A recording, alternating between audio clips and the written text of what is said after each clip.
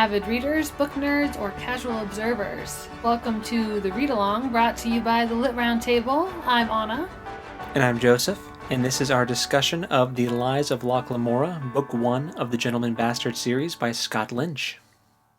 Really? So now we will go ahead and jump into what we've read for Lies of Locke Lamora, and holy cow. I'm going to set my timer. Set your timer, because we can't spend too much time on this. We've got other stuff to talk about. But wowza.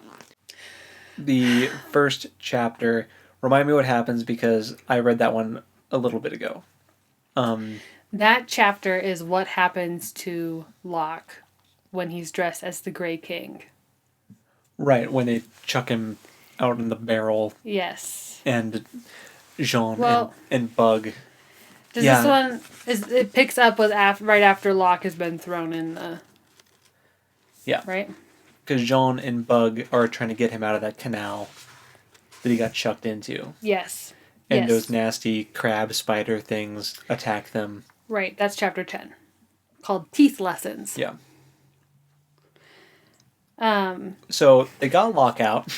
Yeah, well, okay. There was one moment in this chapter that I was like, okay. And that is when Bug jumps 15 feet down into 4 feet water. And doesn't break his neck. Or his tailbone. Yeah. He's like, I did a cannonball. And I'm like, you would have broken your butt, dude. There's no way that didn't happen. That water needed to be 4 feet deeper. Yeah. For that to even be kind of okay. It's been a long time since I've swam in a pool. He's also small. 15 feet is high.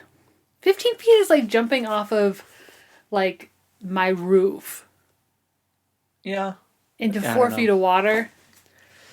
I'm no physics expert, but I feel like you're probably right. He probably should have, like, broken his tailbone or something. Or hurt it, at least. Bruised it. But that's not the most... I mean, Locke was also unconscious in a barrel of horse pee for quite a while. Yikes. So... But they got him out. Yeah. They rescued our main character. They finally rescued him. So that was good. That was good that happened. Yeah, just in time for them to just in time for them to go back to their hideout and find that couple of their buddies got their throats cut by the Grey King. That was while they're there, that was a tough time. And then while they're there, it looks like the Bonds Mage laid out a curse for Jean, and he was incapacitated by this curse. Mm-hmm. And another dude walked in with a crossbow and shot Bug in the neck and killed him. Yeah. And then Locke killed that guy and freed Jean from his curse. And now they are a two-man team. It's full of rage.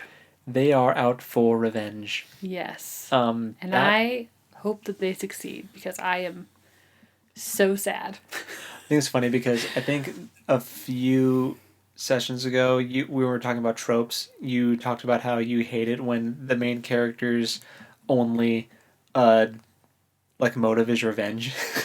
Well, it's not his only motive. Well, okay, right now it's kind of his only motive. Yes. I would like some clarification. Yeah.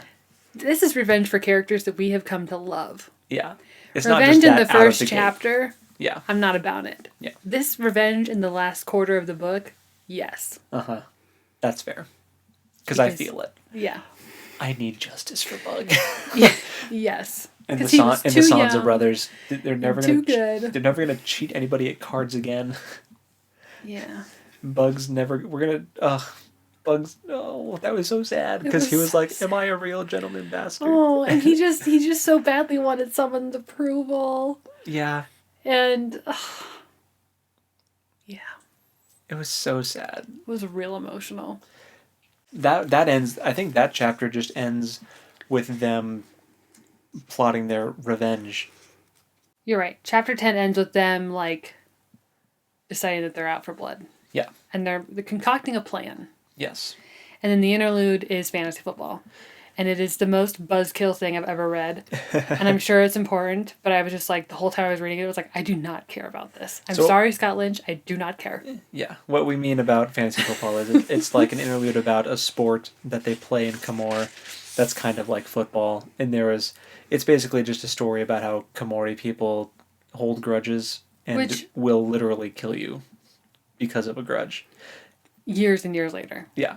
So I guess it's just kind of setting up how we know that this isn't something that Locke is going to let go, and he will either get his revenge or die trying, is basically what I got from that interlude. No, I know that's what I was supposed to get, but oh my gosh, I'm glad it was short. It was a very short interlude. Because, one, it's sports, and I just don't care that much. Yeah. And, sorry to any sports listeners out there. And, I just wanted to get on with the story. Yeah. Because it was so high tension. Yeah. It was a very tense moment. And then it was a flashback about a sporting event. Yeah, it was interesting. Yeah. It added to world building. It did. It was interesting placement. I don't know. You have more patience for that than I do. Yeah. As we've established. It's because it's related to setting. So yes. Clearly my big brain just processes setting. Big brain boy. Better than you. BBB. What? Shut up. Brain boy. New nickname. Oh no. BBB. Okay, so then chapter 11 is at the court of Caporaza. Yeah. Who we've never heard of before. Yeah, who's Caporaza? Who is that? So, dun, dun, dun. Yeah, Locke shows up to Kappa Barsavi's celebration of killing the Grey King, and then... Because he's probably just as equally ticked off at the Grey King as he is at Kappa Barsavi for almost drowning him. Would you say? Like, he's more mad at the Grey King, but... Locke is definitely more mad at the Grey King. Because yeah, but Barsavi I think he's... tried to drown him in horse pee because he thought that he was the Grey King. I know. I don't think he really had it out for Barsavi at all. You don't think so? Not like only much more passively. Like he still did things to like screw Barsavi over with like doing his thievery things, but right. I don't think he had any intentions of killing Barsavi, but I don't think that he was. I think that he went to this party. He didn't go to this party thinking that the Grey King was going to be there, right? Yeah, he didn't know it was going to happen. He was like, I'm going to go see what's going on. But he's mad. Because he knows that the Grey King is still alive. Right. And they did deduce that he's probably going to try to take out Barsavi. They just didn't know how. Right. So he's going to see Barsavi as like a... Oh, wait. Did they kind of determine that this was all like... That the con wasn't over yet? Yeah, they figured out that... Yeah, they deduce that... the Grey King is gonna try some sort of shenanigans while Barsavi is celebrating now that he thinks the Grey King's dead. And, oh boy, did the Grey King deliver. Oh my gosh. It was very theatrical. So, I mean, long story short, a shark bit Barsavi's arm off. And the Grey King has sisters? Yeah, who are those two, like... Water acrobats? The shark tamer people... are his sisters, and they just brutally took out Barsavi's sons. Just killed them. Yeah. And, most of the people there just got a knife in the back. It was very Red Wedding, kind of. Oh, yes. Which, that's a reference to Game of Thrones. Yeah. For those of you that don't know. It was very just backstabby, people are all of a sudden just getting their throats cut.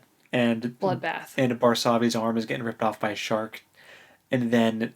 So the Grey King comes in, whispers something in Barsavi's ear, and then cuts his throat, and proclaims himself the new Kappa Raza. Right. Which we also learned that the Grey King is, also the reason why Kappa Barsavi's wife died. Yeah. So there's, What the heck? There's some, long-standing history here that we have no idea about. Yeah, this is a long con that... Yes. And I feel like Barsavi does know him, but just didn't realize it. I'm sure what he whispered in his ear was him telling him who he really was. Yeah. And, yeah. I think you're right. So now, it's how is Locke going to take out the Kappa Raza? Right. Because Kappa Raza, who was the Grey King, has also like made Barsabi's men and Garistas swear fealty to him. Yes. And if they weren't willing to do it right then and there, they've got like a time frame in which to accomplish it by. Or that they can just leave during. Mm-hmm. But yeah, so it's all Caparazza's game now. Mm-hmm. And we'll see how Locke is going to take him out. My theory is that, well, what I want to see happen is I want to see Locke somehow trick the Grey King into killing the Bonds Mage. So that way all of the other Bonds Mages come down on the Grey King like a hammer. I want to see that. Yeah. Yeah. That would be very satisfying for me. It really would. So we'll see. Yeah. Well, and then this chapter ends with the plague ship rolling up. Yeah, that's another thing. Locke passed out in the street and the plague ship rolling up. It'll just be super anticlimactic. The plague will enter Camorra and the Grey King will catch the plague and die. Oh my gosh. Just like... That'd be so dumb. Yeah. What if that actually happens? Okay. Wow. Place your bets. I will say this about this book. It has surprised me at almost every turn. Where I thought something was going to go one way, it went a totally different way. This book really is like a clinic on subverting expectations in a good way that is also satisfying for the audience. Yes.